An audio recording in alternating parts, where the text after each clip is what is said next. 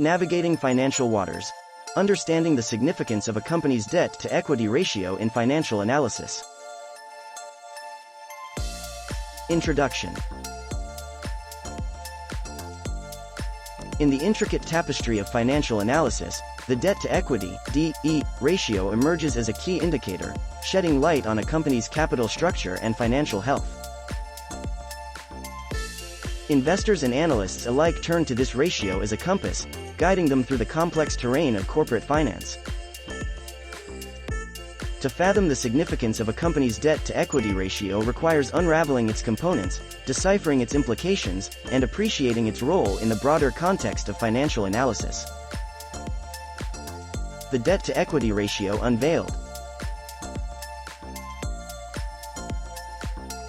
At its core, the debt-to-equity ratio is a metric that quantifies the proportion of a company's financing that comes from debt relative to equity. Calculated by dividing total debt by shareholders' equity, the DE ratio provides insights into the company's leverage and risk exposure. This ratio is a powerful tool for assessing the balance between debt, representing borrowed capital, and equity, signifying ownership. Understanding the dynamics of the DE ratio. The high debt-to-equity ratio suggests that a company relies more heavily on debt to finance its operations and growth.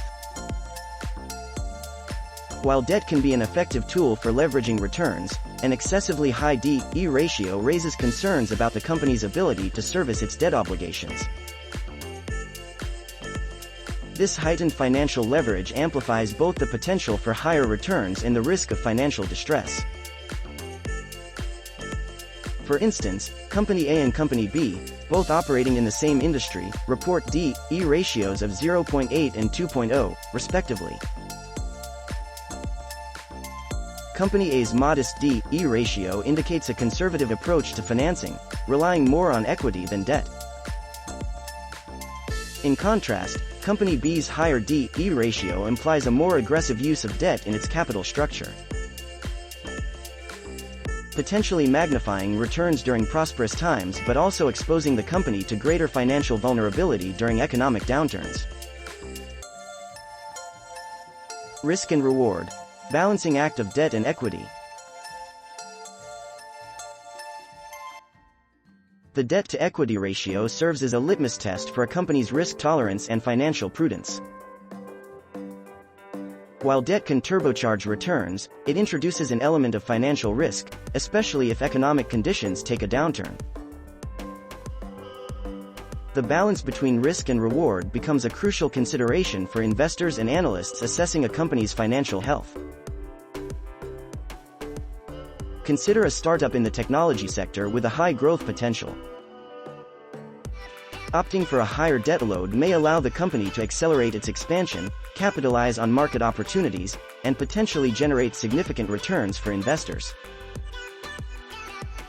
However, the downside risk increases as well, particularly if the business encounters headwinds or faces challenges in meeting debt obligations. Comparative analysis across industries. Just as with the P/E ratio, the true significance of the debt-to-equity ratio becomes apparent when comparing companies across industries. Different sectors exhibit varying levels of capital intensity and risk profiles, influencing the optimal debt-to-equity ratio for companies within those sectors. For example, capital-intensive industries such as manufacturing or utilities may naturally carry higher debt loads due to the need for substantial investments in infrastructure and equipment. These companies may have higher DE ratios compared to businesses in less capital-intensive sectors, such as technology or services, where the emphasis is often on innovation and intellectual capital. Financial flexibility and the DE ratio. Financial flexibility, the ability of a company to adapt and respond to changing market conditions, is a key consideration for investors. The debt-to-equity ratio plays a pivotal role in assessing a company's flexibility, as excessive debt can constrain financial maneuverability during challenging times. In times of economic uncertainty or industry-specific downturns, companies burdened with high debt levels may find it challenging to meet debt obligations, potentially leading to financial distress or bankruptcy. Conversely, companies with lower debt-to-equity ratios possess greater flexibility,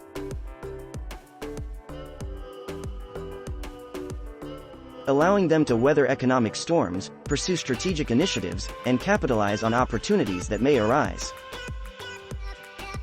Interest coverage ratio, a companion metric. While the debt-to-equity ratio provides a snapshot of a company's leverage, it's essential to complement this metric with the interest coverage ratio. This ratio measures a company's ability to meet interest payments on its outstanding debt using its earnings before interest and taxes, EBIT. A company with a healthy interest coverage ratio can comfortably meet its interest obligations, alleviating concerns about its debt burden. For instance, if Company X has a high debt-to-equity ratio but a robust interest coverage ratio, it signifies that the company's earnings are sufficient to cover its interest expenses. This paints a more favorable picture of the company's financial health, assuaging concerns about the potential strain of its debt obligations on profitability.